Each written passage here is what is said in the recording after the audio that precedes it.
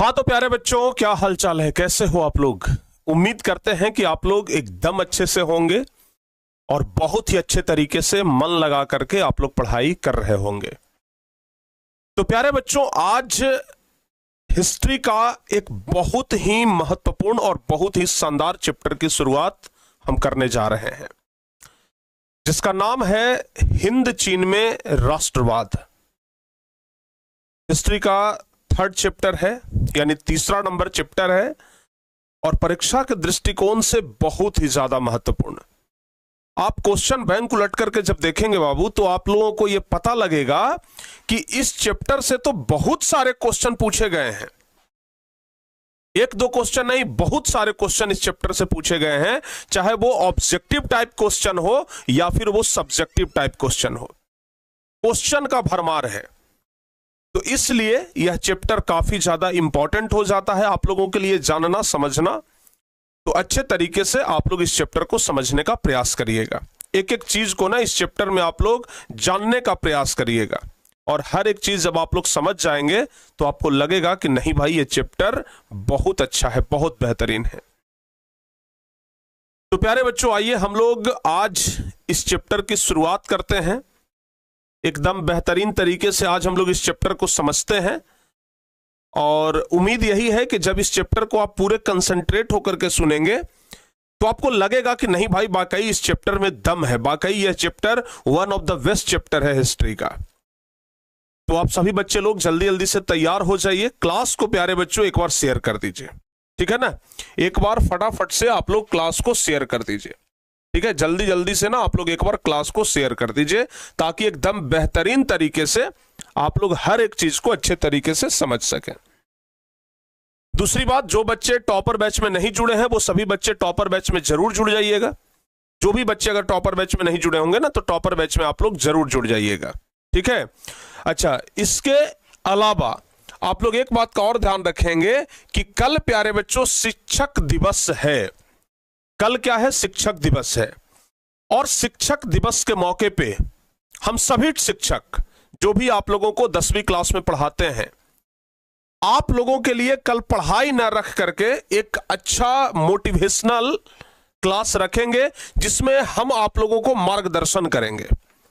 आगे किस तरीके से तैयारी करें, आगे आने वाले परीक्षा में हम लोग बेहतर कैसे कर सकते हैं, आगे आने वाला जो परीक्षा है उसमें और बेहतर नंबर लाने के लिए हम लोग क्या प्रयास कर सकते हैं, आप लोगों को किस तरीके से पढ़ाई करनी चाहिए, अगर पीछे बैकलॉग लग गया है तो उसे कैसे खत्म करनी चाहिए, अगर रिवीजन नहीं हो पा रहा है तो समय कैसे निकालनी चाहिए, अगर रिवीजन कर रहे हैं तो रिवीजन करने का बेस्ट तरीका क्या है, ये सब कुछ प्यारे बच्चों आप लोगों को कल बताएंगे। बहुत सारे बच्चे हमसे पूछते हैं, सर आंसर राइटिंग कैसे करें, बढ़िया हैंड राइटिंग कैसे बनेगा। ये सब कुछ हम आप लोगों को कल वाली सेशन में एक एक चीज को क्लियर कराएंगे, ठीक है ना।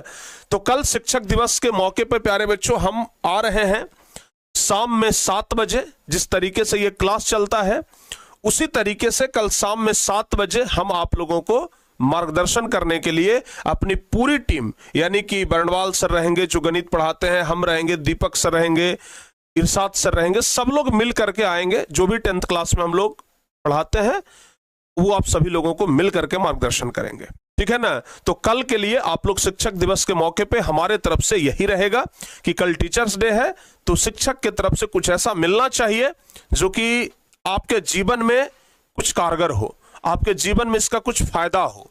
तो इसलिए हमने सोचा कि कल हम मार्गदर्शन क्लास रखें, और इसका बहुत जबरदस्त फायदा आप लोगों को कल मिलेगा। तो कल के लिए आप लोग तैयार रहिएगा शाम में 7 बजे से। साथ ही साथ प्यारे बच्चों आपको यह भी बता दें कि कल शिक्षक दिवस है, यानी कि डॉक्टर सर्वपल्ली राधाकृष्णन की जयंती है।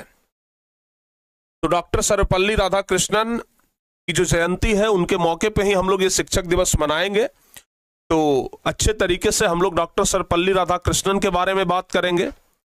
ये कौन थे, आखिर इनके जयंती को हम लोग शिक्षक दिवस के रूप में क्यों मनाने लगे, इन सब चीजों पे हम लोग कल बात करेंगे। अच्छा, आप लोगों के लिए एक बहुत बढ़िया खुशखबरी ये है कि हम लोगों का जो मेन चैनल है, कल भी हम आप लोगों को बताए थे कि अपना जो मेन चैनल है व्हाट्सएप का, यह 200K का हो गया है। अपना व्हाट्सएप का जो मेन चैनल है टारगेट बोर्ड का, यह 200 यानी कि 2 लाख का हो गया है। यानी कि अपने टारगेट बोर्ड के व्हाट्सएप चैनल में 2 लाख बच्चे जुड़ चुके हैं। यह बहुत खुशी की बात है। और खुशी दुगना तब हो गया जब टारगेट बोर्ड 12th वाले यानी कि अपना दूसरे परिवार में भी 1 लाख लोग जुड़ गए। यानी कि जहां 10वीं के छात्र व्हाट्सएप चैनल में सिर्फ इस वर्ष 2 लाख बच्चे जुड़े हैं, वहीं प्यारे बच्चों 12वीं में 1 लाख बच्चे जुड़े हैं।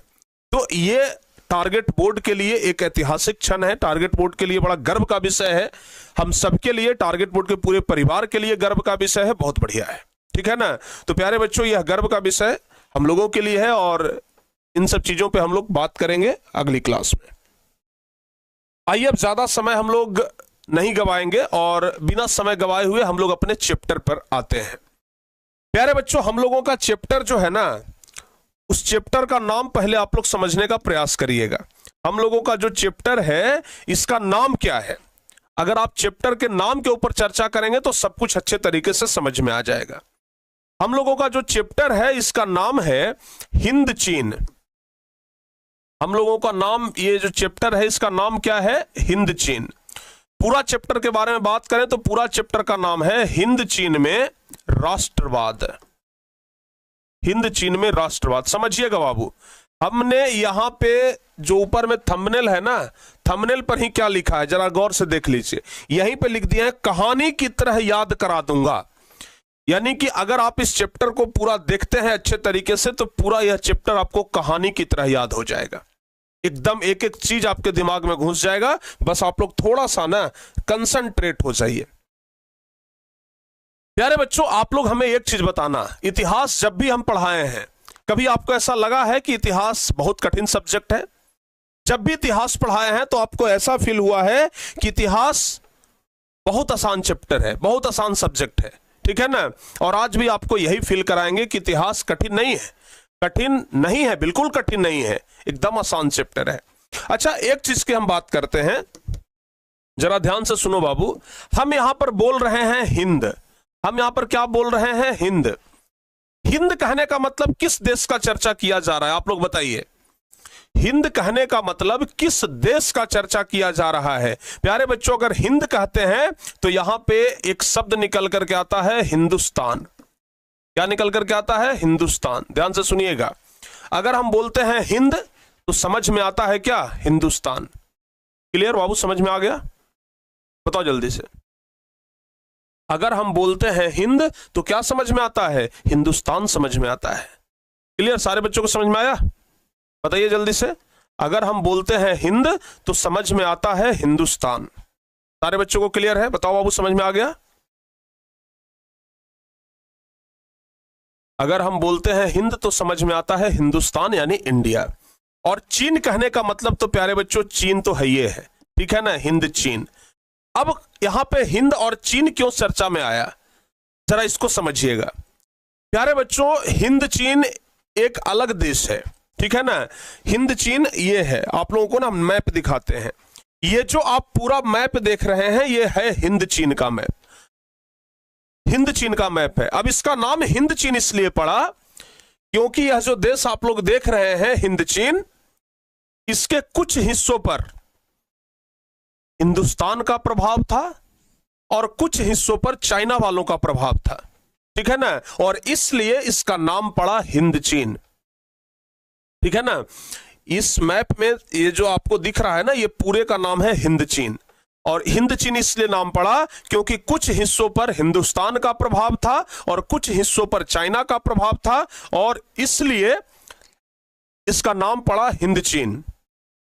और प्यारे बच्चों राष्ट्रवाद कहने का मतलब तो आप लोगों को अच्छे तरीके से पता है, क्योंकि पहला नंबर चैप्टर से ही लगातार हम आप लोगों को राष्ट्रवाद का मतलब समझाते आ रहे हैं। तो हमें नहीं लगता है कि राष्ट्रवाद फिर से या और अच्छे तरीके से समझाया जाए। राष्ट्रवाद का मतलब भली भांति आप लोग जानते हैं, देश प्रेम, राष्ट्र के प्रति सोचना, देश के प्रति सोचना, देश के प्रति लगाव, यह राष्ट्रवाद कहलाता है, ठीक है ना। तो प्यारे बच्चों हिंद चीन, सबसे पहले अब हम लोगों को समझना पड़ेगा हिंद चीन होता क्या है।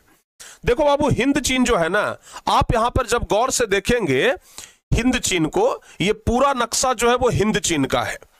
अब ये जो हिंद चीन है ना, जैसे आप ऐसे समझिए कि एक भारत है, ठीक है ना। और भारत जो है वो 28 राज्यों से मिलकर के बना है। भारत कितने राज्यों से मिलकर के बना है? तो आपको पता है कि भारत 28 राज्यों से मिलकर के बना है। लेकिन प्यारे बच्चों, आपको यह भी जानना पड़ेगा कि भारत 28 राज्यों से जब मिलकर के बना है उसके बाद भारत बना। उसी प्रकार से यहां पे जो हिंद चीन है, ये हिंद चीन जो है ना, यह कंबोडिया, ऊपर में देख लीजिए वियतनाम, कंबोडिया हो गया, कंबोडिया हो गया, कंबोडिया हो गया, वियतनाम और लाओस, कंबोडिया वियतनाम। ये जो पीला वाला भाग देख रहे हैं ना, ये है प्यारे बच्चों वियतनाम। यहां पर 2-3 स्टेट को मिला करके वियतनाम बनता था, और एक हो गया लाओस। यानी कि अगर प्यारे बच्चों हम लोग हिंद चीन का बात करें, समझिएगा, अगर हम लोग हिंद चीन का बात करें, अगर हम लोग हिंद चीन का बात करें तो इसमें 2-3 शहर आता है, ये 2-3 राज्य आता है।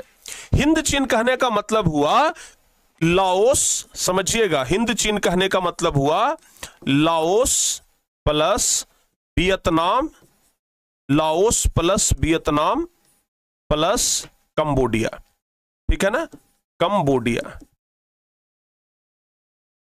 Laos plus Vietnam plus Cambodia. सारे बच्चों को समझ में आया? हिंद चीन कहने का मतलब हुआ Laos plus Vietnam plus Cambodia. बताओ बाबू, यहां तक सारे बच्चों को समझ में आ गया?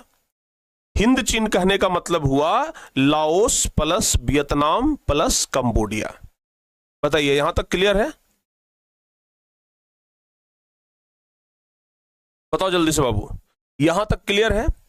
हिंद चीन कहने का मतलब हुआ लाओस, वियतनाम और कंबोडिया। सारे बच्चे लोग बताइए जल्दी जल्दी से, क्या यहां तक क्लियर है? यस और नो?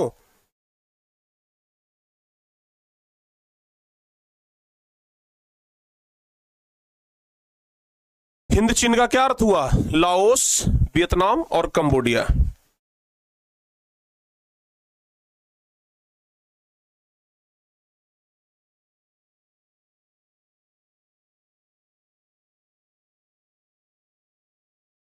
तो प्यारे बच्चों ध्यान रखिएगा, हिंद चीन जो है वो लाओस, वियतनाम और कंबोडिया से मिलकर के बना है।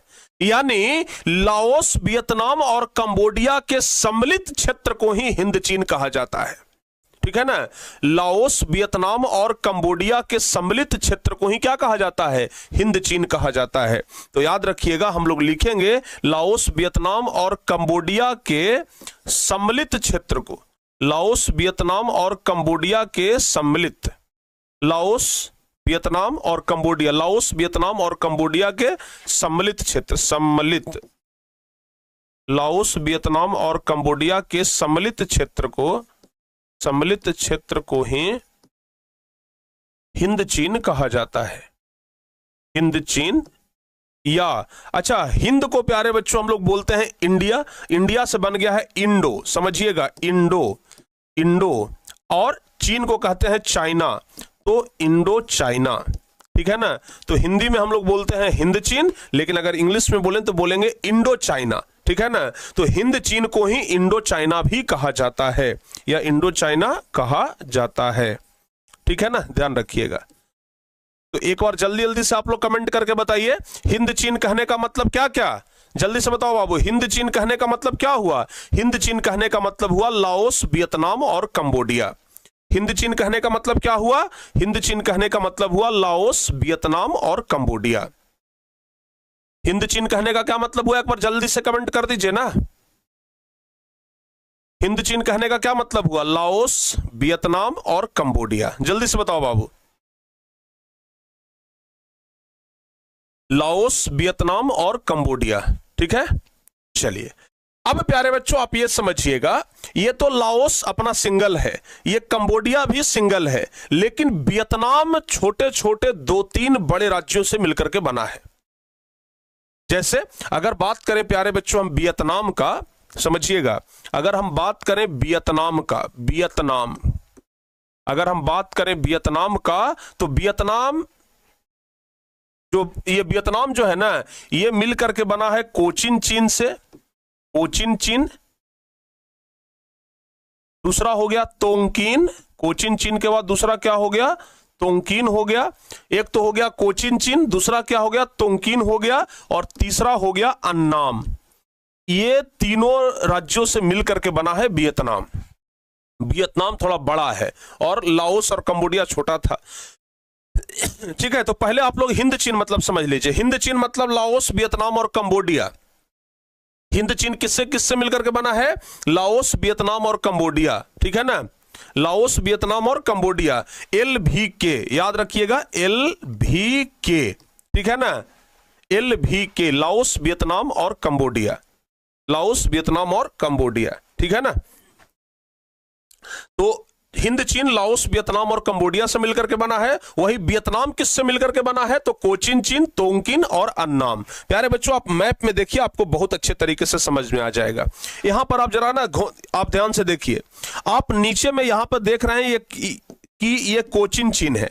आप देख लीजिए, लिखा हुआ भी है मैप में। ये क्या है बाबू? कोचिन चीन है। ये क्या है? कोचिन चीन है। ये क्या है? अन्नाम है। और ये क्या है? तोंगकिन है। तो ये वाला हिस्सा, ये वाला हिस्सा और ये वाला हिस्सा, यह तीनों मिलकर के बना है वियतनाम। ठीक है ना, यह वाला हिस्सा, यह वाला हिस्सा, यह वाला हिस्सा, ये तीनों मिलकर के इधर बन गया वियतनाम। तो ये वाला हिस्सा हो गया वियतनाम, ये हो गया कंबोडिया और ये हो गया लाओस। इसलिए ये पूरा क्षेत्र को हम लोग कहते हैं हिंद चीन। ठीक है ना, ये पूरा क्षेत्र क्या कहलाता है? ये पूरा क्षेत्र कहलाता है हिंद चीन। क्लियर हो गया बाबू? अन्नाम, ये जो आप अन्नाम शहर देख रहे हैं, इसका एक और नाम था चंपा। चंपा, ध्यान रखिएगा, चंपा। इसका एक और नाम था चंपा, याद रहेगा। इसका एक और क्या नाम था बाबू? चंपा, याद रहेगा। इसका एक और नाम था चंपा। ठीक है ना, तो आप ध्यान रखिएगा, लाओस, वियतनाम और कंबोडिया, लाओस, वियतनाम और कंबोडिया को कहते हैं हिंद चीन। वियतनाम किससे मिलकर के बना? तो तोंगकिन, अन्नाम और कोचिन चीन। बताओ बाबू, यहां तक सारे बच्चों का कॉन्सेप्ट क्लियर? पहले हिंद चीन क्या होता है समझ में आया? आपको एक बात बता दें, 2023 के परीक्षा में यह पूछा था कि हिंद चीन का क्या अर्थ होता है। 2023 के परीक्षा में देखिए, क्वेश्चन बैंक का क्वेश्चन है, 2023 के परीक्षा में पूछा था कि हिंद चीन का क्या अर्थ होता है। 2023 का क्वेश्चन, हिंद चीन का क्या अर्थ होता है? तो बाबू हम लोग लिख देंगे कि हिंद चीन का तात्पर्य लाओस, वियतनाम और कंबोडिया के सम्मिलित क्षेत्र से है, जिसका विस्तार लगभग 3 लाख वर्ग किलोमीटर में है। यानी कि ये पूरा क्षेत्र का जो विस्तार है, यह कितना है? पूरा क्षेत्र का विस्तार है 3 लाख वर्ग किलोमीटर।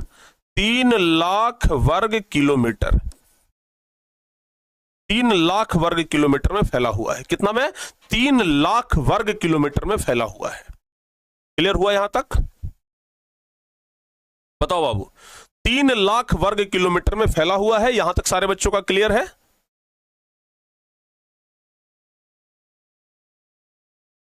हाँ, यहां तक सारे बच्चों का क्लियर है? जल्दी जल्दी से बता दीजिए। 3 लाख वर्ग किलोमीटर में फैला हुआ है, यहां तक क्या सारे बच्चों का क्लियर है? चलिए, बहुत बढ़िया।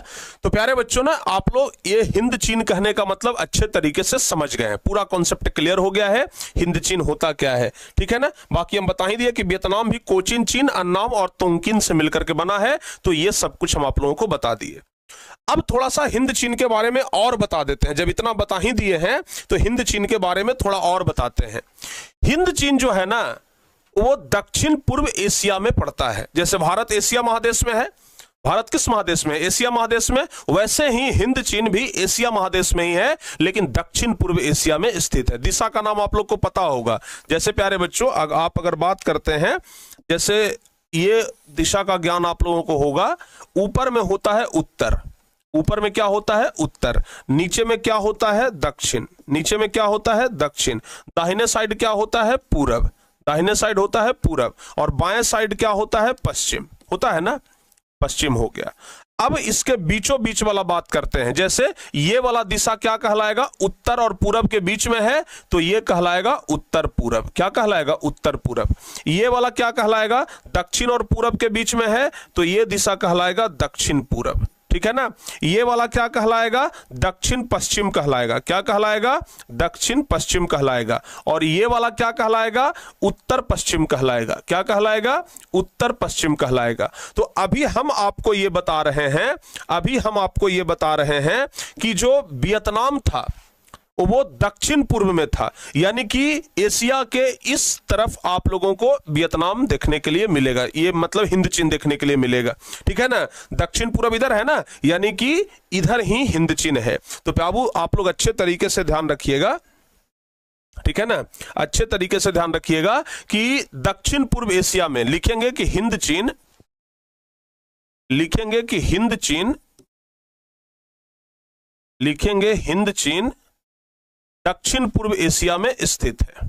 हिंद चीन दक्षिण पूर्व एशिया में, दक्षिण पूर्व एशिया में स्थित है। हिंद चीन जो है ना वो दक्षिण पूर्व एशिया में स्थित है। हिंद चीन किधर है बाबू? तो दक्षिण पूर्व एशिया में स्थित है। और पूरा क्षेत्रफल लगभग 3 लाख वर्ग किलोमीटर हम लोग पढ़ते हैं, लेकिन अगर एक्यूरेट निकालिएगा तो 2.8 के आसपास आता है, ठीक है ना। तो जैसा कि अभी हम आप लोगों को यहां पर बताए भी थे कि जिसका विस्तार कितना है, 3 लाख वर्ग किलोमीटर, लगभग 3 लाख वर्ग किलोमीटर है। एक्यूरेट एकदम बात किया जाए तो 2.8 लाख वर्ग किलोमीटर होता है। तो हम लोग लिख सकते हैं इसका क्षेत्रफल,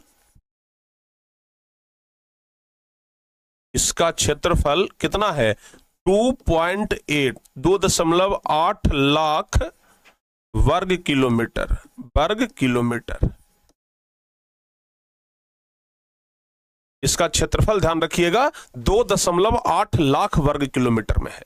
अच्छा एक और बात, जिस तरीके से हमारे भारत देश पर अंग्रेजों का कब्जा था, अंग्रेज लोग गुलाम बना करके रखे हुए था ना भारत को, जिस तरीके से भारत अंग्रेजों को गुलाम बना करके रखा था, उसी प्रकार से हिंद चीन को भी गुलाम बना करके रखा था फ्रांस।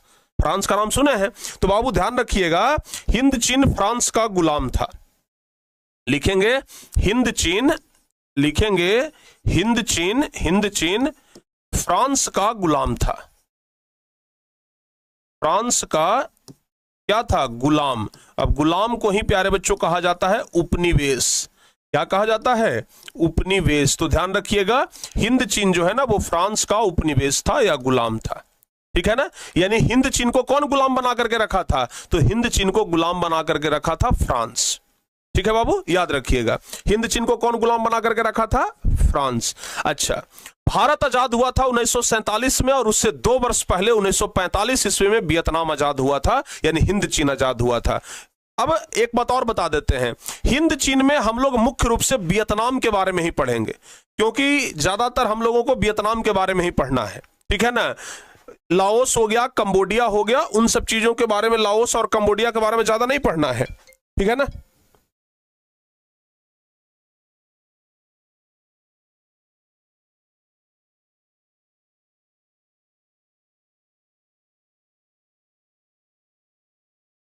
ठीक है बाबू, ध्यान दीजिएगा।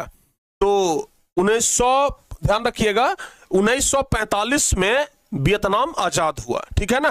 ध्यान रखिएगा 1945 में वियतनाम आजाद हुआ, 1945 में वियतनाम आजाद हुआ, ठीक है ना।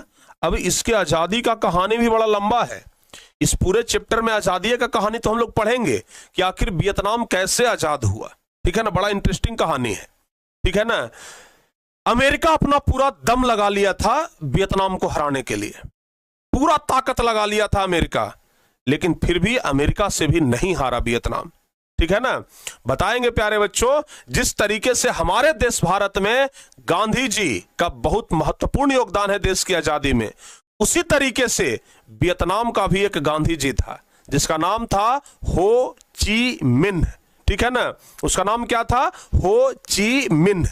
और हो ची मिन्ह की अध्यक्षता में ही लोकतांत्रिक राज्य बना था वियतनाम, ठीक है ना।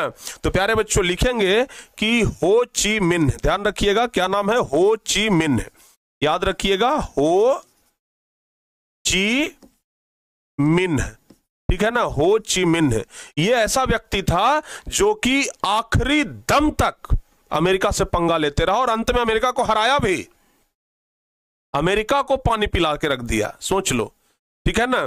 तो हो ची मिन्ह की अध्यक्षता में ये वियतनाम में लोकतांत्रिक राज्य बना। हो ची मिन्ह की अध्यक्षता में, हो ची मिन्ह की अध्यक्षता में लोकतांत्रिक राज्य बना। हो ची मिन्ह की अध्यक्षता में लोकतांत्रिक राज्य बना। ठीक है ना, लोकतांत्रिक राज्य बना। हो ची मिन्ह की अध्यक्षता में क्या बना? लोकतांत्रिक राज्य बना। ठीक है ना। और एक चीज और बता देते हैं शॉर्टकट में, पूरा हम आपको पहले सारांश समझा दे रहे हैं वियतनाम का। वियतनाम जैसे ही आजाद हुआ, ठीक है ना बाबू, वियतनाम जैसे ही आजाद हुआ फ्रांसीसियों से, वैसे ही आजाद होते के साथ ही वियतनाम का बंटवारा हो गया। वियतनाम दो हिस्सों में बंट गया। तो जैसे ही वियतनाम आजाद हुआ, वियतनाम दो हिस्सों में बंट गया। वियतनाम जैसे ही आजाद हुआ, वियतनाम दो हिस्सों में बंट गया। ठीक है ना। ये कौन है भाई? पाकिस्तान जिंदाबाद के नारा लगा रहा है आकर के कमेंट बॉक्स में, मूर्ख आदमी को पहले ब्लॉक करने दो चैनल से। देश का दुश्मन है, हमारा दुश्मन तो छोड़ो, ये देश का दुश्मन है जो हमारे कमेंट बॉक्स में आकर के, कोई पाकिस्तानी होगा। ठीक है ना। बताओ भाई, हमारे क्लास में पाकिस्तानी लोग घुस गया है, तुरंत 1 मिनट में ब्लॉक।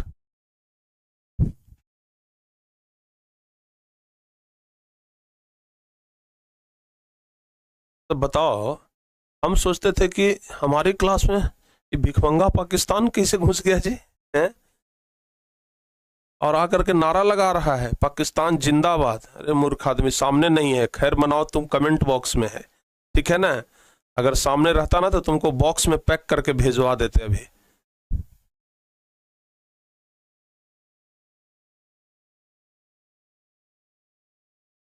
चलिए आइए आगे बढ़ते हैं।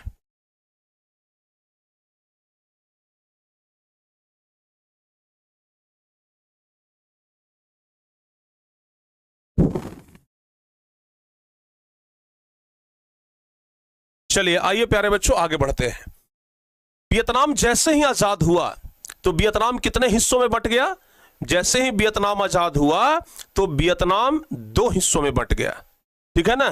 वियतनाम जैसे ही आजाद हुआ, वियतनाम दो हिस्सों में बंट गया। आजादी के बाद वियतनाम दो भागों में बंट गया। लिखेंगे आजादी के बाद, आजादी के बाद, आजादी के बाद वियतनाम कितने हिस्सों में? दो हिस्सों में। आजादी के बाद वियतनाम, आजादी के बाद वियतनाम दो हिस्सों में बंट गया। दो हिस्सों में बंट गया। आजादी के बाद वियतनाम जो है ना, वो दो हिस्सों में बंट गया। ठीक है, याद रखिएगा। आजादी के बाद ही वियतनाम जो है वो कितने हिस्सों में बंट गया? आजादी के बाद वियतनाम दो हिस्सों में बंट गया। कौन कौन भाई? तो याद रखना बाबू, एक तो बन गया उत्तरी वियतनाम, एक हो गया उत्तरी वियतनाम, एक हो गया उत्तरी वियतनाम, और दूसरा, तो प्यारे बच्चों ध्यान रखना, दूसरा कौन सा है? दूसरा कौन सा है? तो दूसरा है दक्षिणी वियतनाम। दूसरा कौन सा है? दूसरा है दक्षिणी वियतनाम। दूसरा है दक्षिणी वियतनाम। ठीक है ना। एक उत्तरी वियतनाम और दूसरा है दक्षिणी वियतनाम, याद रहेगा। एक उत्तरी वियतनाम और दूसरा दक्षिणी वियतनाम, ये दो हिस्सों में ना वियतनाम बंट गया। आजादी के बाद वियतनाम जो है वो कितने हिस्सों में बंट गया? आजादी के बाद वियतनाम जो है वो दो हिस्सों में बंट गया, याद रहेगा।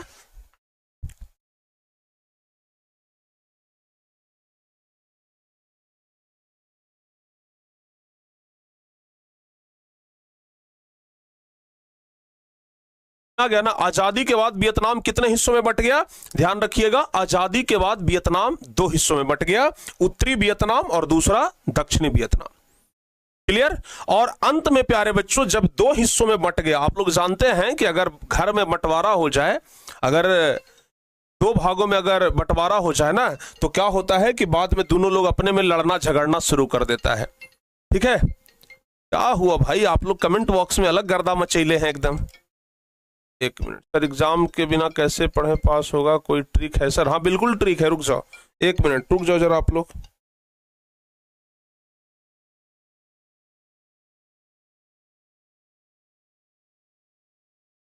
एग्जाम में बिना पढ़े कैसे पास हो?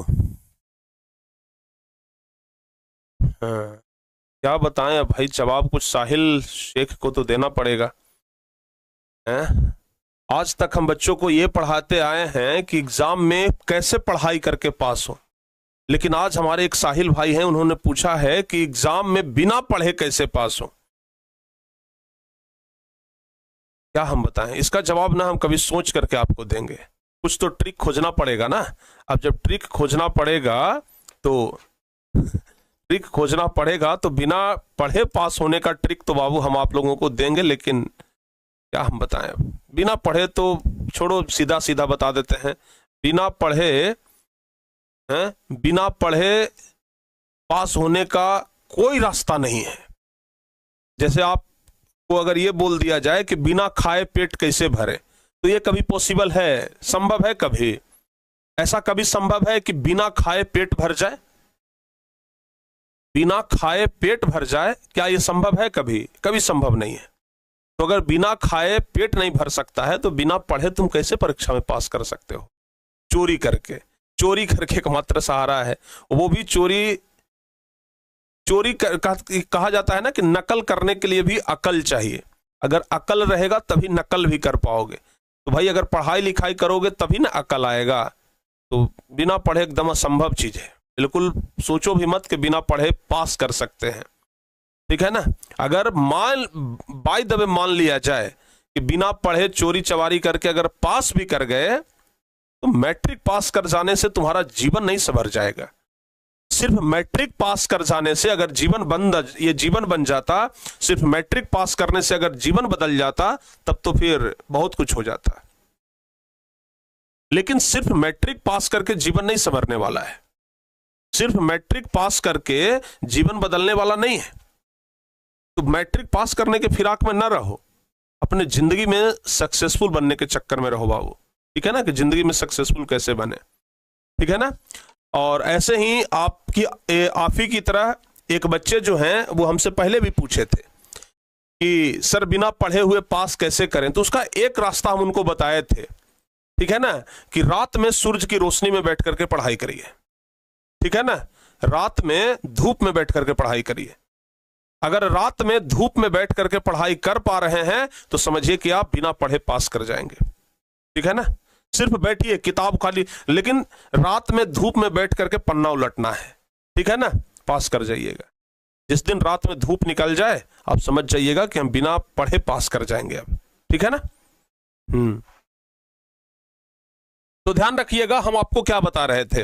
हम आपको बता रहे थे कि जब वियतनाम आजाद हुआ तो वियतनाम आजादी के बाद दो हिस्सों में बंट गया, उत्तरी वियतनाम और दक्षिणी वियतनाम, ठीक है ना। आजाद होने के बाद वियतनाम दो हिस्सों में बंट गया, उत्तरी वियतनाम और दक्षिणी वियतनाम।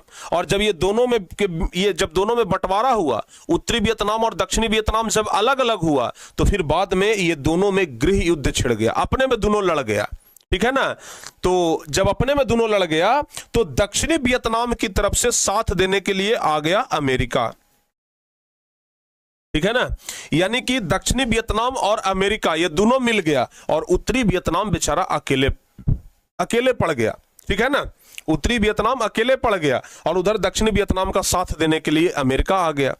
अब बात ऐसा हुआ कि भाई उत्तरी वियतनाम अकेले ये दोनों से लड़ रहा था, बहुत लंबा लड़ाई चला और अंत में अमेरिका को पीछे हटना पड़ा। सोचिए, उत्तरी वियतनाम ये दोनों को हरा दिया, अंत में अमेरिका को पीछे हटना पड़ा और 1975 को वियतनाम का फिर से एकीकरण हुआ, यानी कि 1975 में उत्तरी वियतनाम और दक्षिणी वियतनाम फिर से एक हो जाता है, ठीक है ना, ध्यान रखिएगा।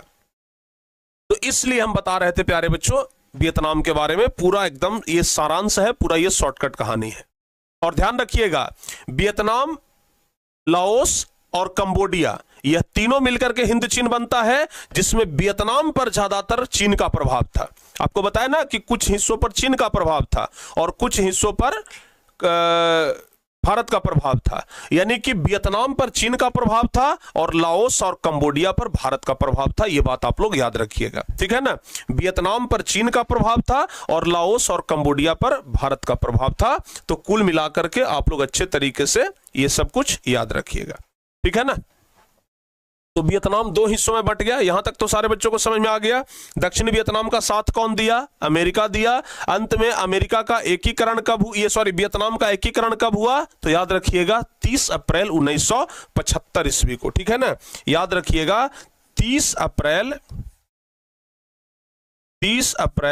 1975 30 अप्रैल 1975 को वियतनाम का 30 अप्रैल 1975 को वियतनाम का एकीकरण हुआ। एकीकरण हुआ, ठीक है ना, ध्यान रखिएगा। 30 अप्रैल 1975 को पुनः वियतनाम का क्या हुआ? एकीकरण हुआ। तो इतना आप लोग अच्छे तरीके से ध्यान रखिएगा। ये था पूरा हिंद चीन के बारे में शॉर्टकट। ठीक है बाबू, सारे बच्चों को समझ में आ गया है? यहां तक सारे बच्चों को क्लियर है? सब कुछ समझ में आ गया? बताओ जल्दी से।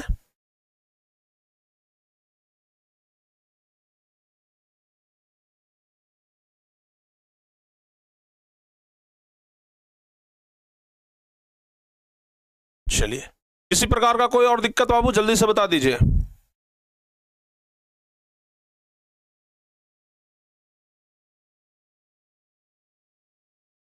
चलिए आगे बढ़ते हैं। आगे बाबू एक चीज आप लोग ध्यान रखिएगा, वियतनाम के बारे में ही थोड़ा सा और आप लोग जानकारी ले लीजिए। वियतनाम के बारे में थोड़ा और आप लोग जानकारी ले लीजिए कि जो वियतनाम है, ठीक है ना, उसका दूसरा नाम क्या था? चंपा। अभी हम आपको कुछ देर पहले बताए थे कि वियतनाम का ही दूसरा नाम क्या है? चंपा है। वियतनाम का ही दूसरा नाम चंपा। वियतनाम जो कि कोचिन, चीन, अन्नाम और तोंकिन से मिलकर के बना है।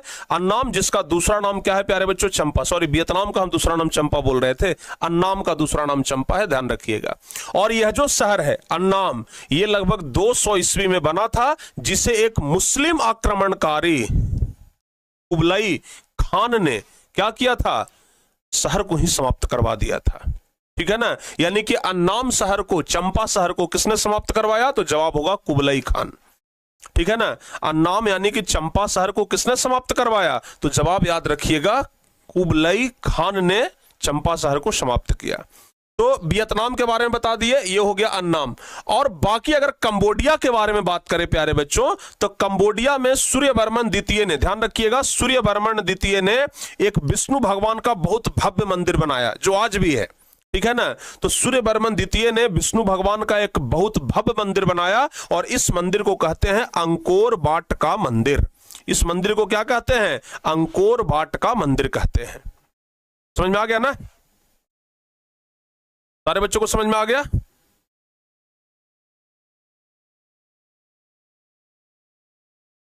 बताओ बाबू, सभी बच्चों को समझ में आ गया? जल्दी जल्दी से बताइए। तो अगर आपसे परीक्षा में पूछा जाए कि अंकोर वाट के मंदिर का निर्माण किसने करवाया, तो क्या जवाब दीजिएगा?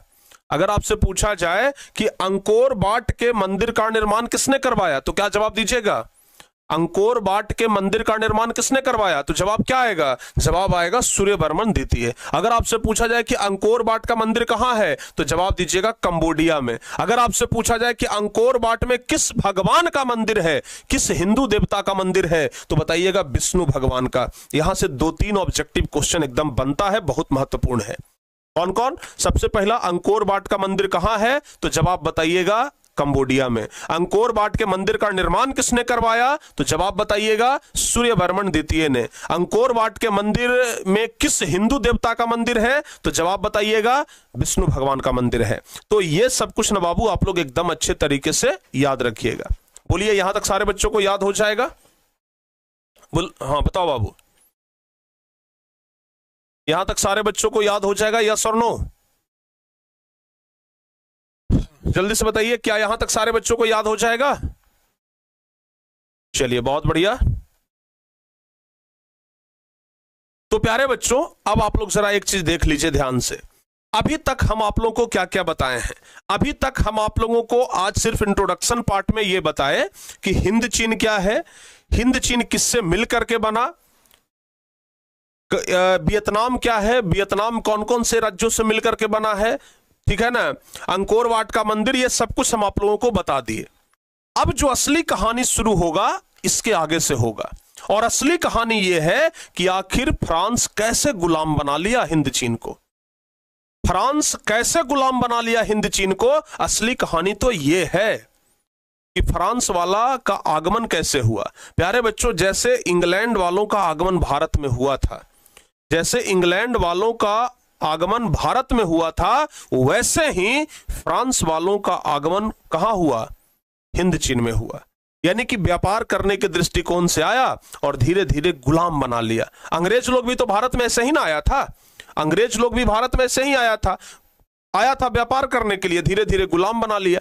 अंग्रेज लोग भी तो भारत में से ही आया था। उसी प्रकार से प्यारे बच्चों ध्यान रखना, जिस प्रकार से अंग्रेज लोग भारत में आया था, उसी प्रकार से फ्रांस वाले लोग भी हिंद चीन में गए और हिंद चीन को पूरा क्या कर लिया, गुलाम बना लिया।